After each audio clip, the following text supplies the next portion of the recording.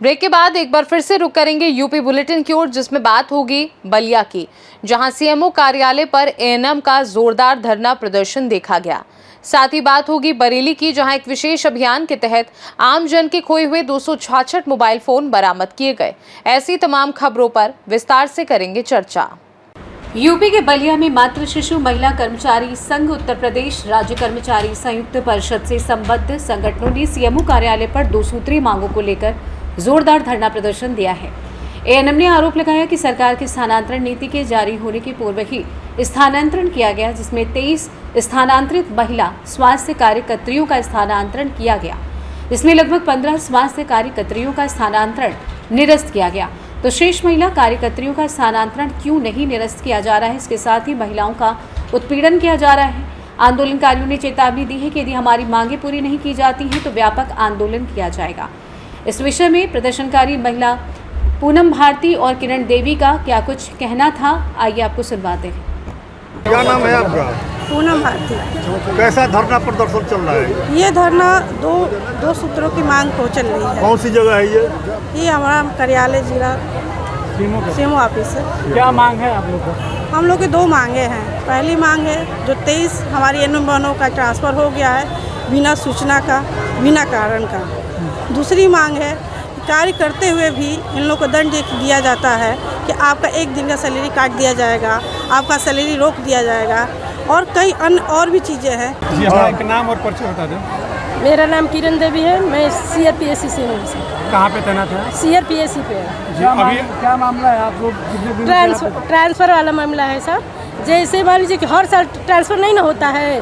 मान लीजिए अपनी सुविधा अनुसार आदमी, छोटे छोटे बच्चे हैं, अपना पोस्टिंग करा के वहाँ बातचीत कर रहा है, चाहे नौकरी कर रहा है। तो 2021 में हुआ, 2022 में भी हुआ, 2023 में भी हुआ, 2024 में हुआ, 2025 में भी हो गया। सर ट्रांसफ़र का ये कोई नियम है? ऐसा कोई?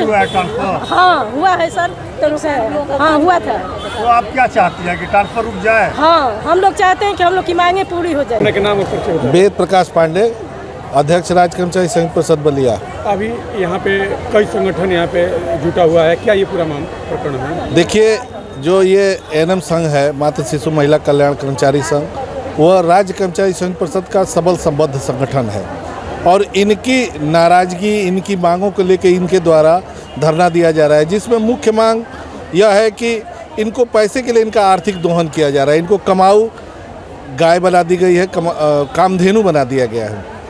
उसके पीछे कहीं ना कहीं हमारे इस कार्यालय में जो प्रदेश स्तर के सबसे भ्रष्ट बाबू रहे हैं, उनको यह पटल दे दिया गया और जब से यह पटल दिया गया है तब से इस पे कार्रवाइयाँ शुरू हो गई हैं। मैंने देखा है कि इनकी सीनियरिटी सूची ऊपर प्रमोशन के लिए भेजना था 11 लोगों की, उस 11 सूची में उन्होंने नीचे से ऊपर कर दिया था, उस पर आपत्ति की गई थी, तो उसको अभी तक ठीक किया है। भेजना है प्रदेश पे सूची, तो वो अभी लंबित किए हुए हैं और फिर इन लोगों का ट्रांसफ़र करके और इंडिविजुअल बुला के और उसको सजा के फाइल और पैसा लेके और निरस्त किया जा रहा है। सीएमओ साहब उनके अधीन काम कर रहे हैं, जैसे लग रहा है कि वो सीएमओ हैं और ये सीएमओ साहब उनके बाबू हैं। बलिया से सीयू संवाददाता आनंद दुबे की रिपोर्ट। खबर बरेली से, जहां बिहार में आगामी अगस्त और सितंबर महीने में होने वाले एशिया हॉकी कप में पाकिस्तान टीम के खिलाड़ियों को बुलाने को लेकर विरोध शुरू हो गया है। ये विरोध किसी और ने नहीं बल्कि ऑल इंडिया मुस्लिम जमात के राष्ट्रीय अध्यक्ष मौलाना शहाबुद्दीन रज़वी बरेलवी ने किया है। मौलाना बरेलवी ने कहा है कि खेल मंत्रालय भारत सरकार ने पाकिस्तान के खिलाड़ियों को बुलाने का जो फैसला किया है, उस फैसले पर उनको पुनर्विचार करना चाहिए। ये खिलाड़ी भारत के दुश्मन देश से आ रहे हैं, जिस देश ने पहलगाम में बड़ी आतंकी वारदात को अंजाम दिया था। मौलाना ने पाकिस्तान की नापाक हरकतों और नापाक योजनाओं का जिक्र करते हुए कहा कि भारत के खिलाफ ये भी ऐलान किया जा रहा था कि पाकिस्तान का झंडा दिल्ली के लाल किले पर लहराया जाएगा, भारत के टुकड़े टुकड़े होंगे। अब ऐसी सूरत हाल में इस पाकिस्तान के खिलाड़ियों को हम कैसे कबूल करें? मौलाना साहब, पाकिस्तान के खिलाड़ियों का बिहार आना तय हो चुका है करीब करीब, क्या कुछ प्रतिक्रिया है? भारत सरकार के खेल मंत्रालय ने ये फैसला किया है कि पाकिस्तान के खिलाड़ी हिंदुस्तान आएंगे और हिंदुस्तान के सूबा बिहार के शहर राजगीर में खेल खेलेंगे। खेल मंत्रालय से हमारा ये कहना है कि आप अपने फैसले पर पुनर्विचार करिए, नजरसानी करिए, इसलिए कि अभी पूरी दुनिया ने देखा कि पहलगाम में कितनी बड़ी आतंकवादी घटना पाकिस्तान ने अंजाम दी। ये वही पाकिस्तानी हैं, चाहे खिलाड़ी हो, चाहे लेखक हो या फिल्मकार हो, ये वही लोग हैं जो लोग हिंदुस्तान में हमेशा खलफशार इंतशार मचाते हैं। बरेली से सी न्यूज़ संवाददाता मुकेश सिंह की रिपोर्ट। खबर बरेली से, जहां वरिष्ठ पुलिस अधीक्षक अनुराग आर्य के निर्देशन में बरेली पुलिस द्वारा एक विशेष अभियान के तहत आमजन के खोए हुए 266 मोबाइल फोन बरामद कर उन्हें वास्तविक स्वामियों को सौंपा गया। इन मोबाइल फोनों की कुल कीमत लगभग 50 लाख रुपए आंकी गई। ये विशेष अभियान CIR पोर्टल, तकनीकी संसाधनों और पुलिसकर्मियों की सतत मेहनत के आधार पर चलाया गया, जिसका नेतृत्व संबंधित अपर पुलिस अधीक्षक द्वारा किया गया। शुक्रवार को रिजर्व पुलिस लाइन में आयोजित समारोह में पुलिस अधीक्षक द्वारा इन मोबाइलों को उनके स्वामियों को सौंपा गया। मोबाइल पाकर नागरिकों के चेहरों पर संतोष और प्रसन्नता स्पष्ट रूप से झलक रही थी। लोगों ने बरेली पुलिस का आभार भी प्रकट किया। उत्कृष्ट कार्य के लिए सम्मानित पुलिसकर्मियों को 2-2 हजार रुपए का नगद पुरस्कार एवं प्रशस्ति पत्र देकर सम्मानित किया जाएगा, जिसमें कंप्यूटर ऑपरेटर मुकेश कुमार थाना किला, संदीप कुमार थाना सुभाष नगर, सोहेल खां थाना सीबीगंज, नाजिम हुसैन थाना भमौरा, मोहम्मद अराफात थाना अलीगंज, जतिन सक्सेना थाना फतेहगंज पूर्वी, प्रीतम सिंह थाना नवाबगंज शामिल हैं। आइडेंटिटी रजिस्टर के द्वारा और तथा CCTNS के पुलिसकर्मियों तथा सर्विलांस सेल के सहयोग से जनपद के संपूर्ण क्षेत्र में जो गुमशुदा मोबाइल हैं, उन मोबाइलों को तकनीक की सहायता से बरामद करके उनके ओनर को, वास्तविक ओनर को सकुशल इनको सौंपे जाने का ये अभियान चलाया जा रहा है। इस अभियान के तहत माह जून में हमने 266 मोबाइल रिकवर किए हैं, जिसकी समेकित लागत लगभग 50 लाख रुपए है।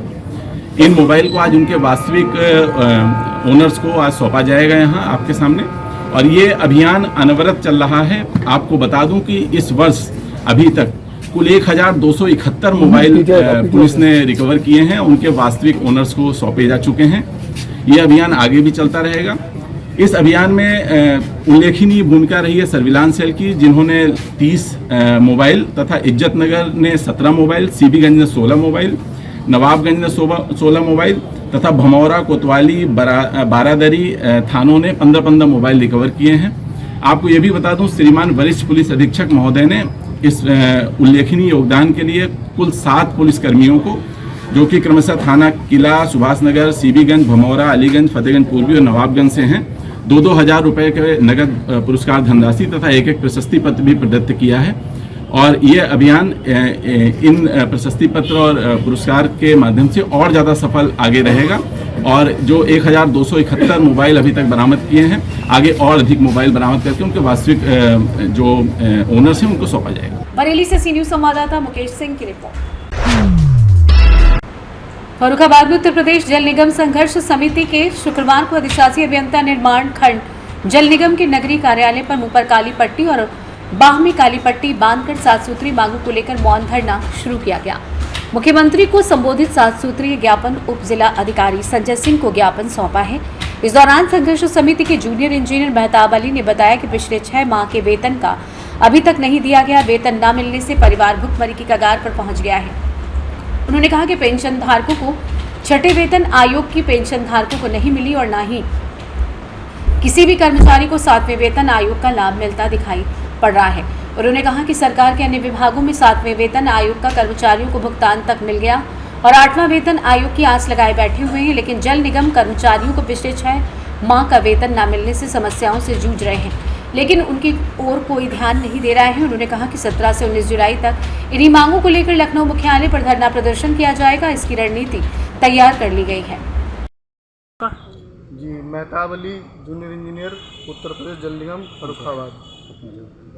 और आज जो आपके द्वारा धरना प्रदर्शन किया जा रहा है, किन किन बिंदुओं को लेकर किया जा रहा है, क्या मांगे हैं, और आज ही है या कनो परमानेंट है?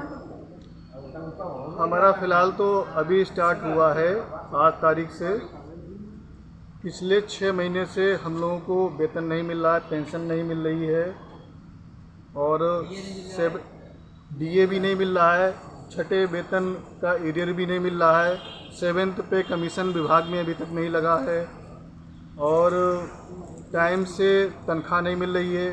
कभी 2 महीने में आ जाती है, कभी 2.5 महीने में एक तनख्वाह मिल जाती है और ये निरंतर पिछले 4-5 सालों से चल रहा है। विभाग को 2021 में 2 भागों में विभक्त कर दिया गया।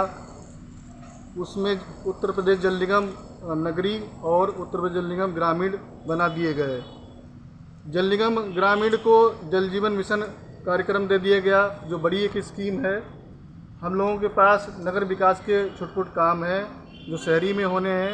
इस कारण हमको जो वेतन मिलता है वो सेंटेज से मिलता है और सेंटेज उतनी अर्न नहीं हो पा रही कि जो पेंशन और वेतन मिल पाए। प्रमुख सचिव साहब से बात हुई तो वो कह रहे हैं कि भारत सरकार की जो वित्तीय व्यवस्था है वो चेंज हुई है, इस कारण जो 6 महीने का बैकलॉग लग गया है। लेकिन हम चाहते हैं कि हमारी मांग जो है माननीय मुख्यमंत्री जी इस चीज़ का संज्ञान लें और पेंशनर्स को ट्रेजरी से पेंशन दें, हम लोगों का वेतन भी ट्रेजरी से हो जाए। बाकी हम लोग पूरा तो ये धरना प्रदर्शन एक दिवसीय है जो कि आप काली पट्टी मास्क काला बांध हाँ, कर फिलहाल तो ये मौन धारण का आज एक दिवसीय है, उसके आगे कार्यक्रम होगा अगर हमारी मांगे पूरी नहीं होंगी। कितनी सूत्री मांगे हैं आपकी? हमारी फिलहाल तो उनमें मेन रूप से हमारा यही है कि हमारा नियमित हमको तनख्वाह मिले और ट्रेजरी से हो जाए। अगर आप लोग आज आपकी मांग पूरी नहीं हो रही, फिर आगे की क्या रणनीति रहेगी? आगे हम लोग फिर धरना प्रदर्शन ही करेंगे और निरंतर लगातार करेंगे। ये जो मुख्यमंत्री संबोधित ज्ञापन जो लिखा है वो आप किसको देंगे, कब? आज ही देंगे 3 बजे यहाँ पे फर्रुखाबाद एडीएम साहब या फर्रुखाबाद से सी न्यूज़ संवाददाता आदेश की रिपोर्ट।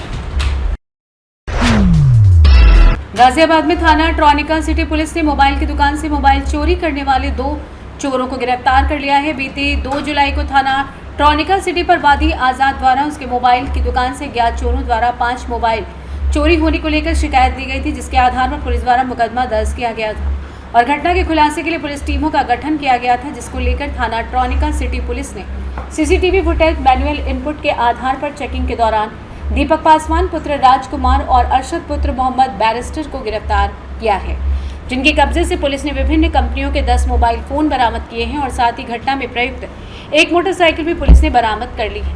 पुलिस पूछताछ में आरोपियों ने बताया कि ये दोनों दोस्त हैं और दिल्ली के उत्तम नगर इलाके में रहते हैं।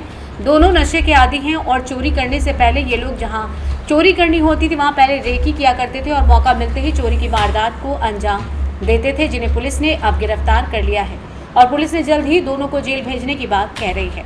जानते हैं ACP tronica city Siddharth Gautam ने और क्या कुछ कहा। क्या है मामला? देखिए, दिनांक 2 जुलाई 2025 को एक वादी निवासी कासिम बिहार उनके द्वारा एक थाना ट्रॉनिका सिटी पर एक तहरीर दी गई थी कि उनकी दुकान से 5 मोबाइल फोन चोरी हो गए थे। इसके आधार पर थाना ट्रॉनिका सिटी पर अभियोग पंजीकृत किया गया था एवं इन अभियुक्तों की गिरफ्तारी एवं चोरी किए गए मोबाइल फोनों की बरामदगी हेतु सार्थक प्रयास किए जा रहे थे, जिसमें सीसीटीवी फुटेजेस को काफी खंगाला गया एवं मैनुअल इनपुट्स के आधार पर कल दिनांक 3 जुलाई 2025 को 2 अभियुक्तों को पुलिस हिरासत में लिया गया। इनसे पूछताछ करने पर पता चला कि ये शातिर किस्म के अपराधी हैं। इनसे वो चोरी किए गए मोबाइल फोन तथा अन्य कई मोबाइल फोन, कुल मिलाकर 10 मोबाइल फोन अभी थाना ट्रॉनिका सिटी पुलिस को बरामद हुए हैं। और इनके कोई और भी जो आपराधिक इतिहास है क्या? इनके आपराधिक इतिहास के बारे में भी जानकारी जुटाई जा रही है और फिलहाल थाना ट्रॉनिका सिटी पर एक अभियोग पंजीकृत है। इनसे और भी जब पूछताछ की गई तो उन्होंने बताया कि ये पहले ऐसे मोबाइल फोन की दुकानों में जाकर रेकी करते हैं। उसके बाद इनमें से एक व्यक्ति, जो 2 अभियुक्त हैं दीपक और अरशद, दीपक प्रायः मोबाइल फोन की दुकानों में जाकर देखता है,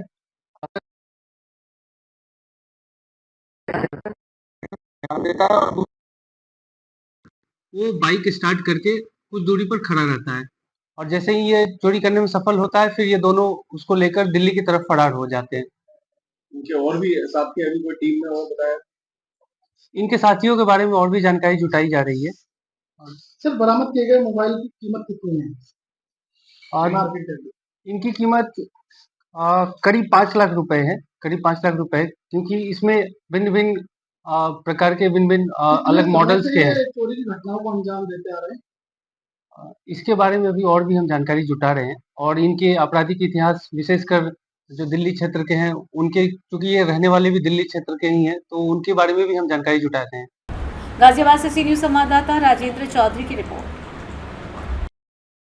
फिलहाल के लिए यूपी बुलेटिन में बस इतना ही। वक्त है एक छोटे से ब्रेक का। ब्रेक के उस पार हम आपको और भी तमाम बड़ी खबरों से करवाएंगे रूबरू।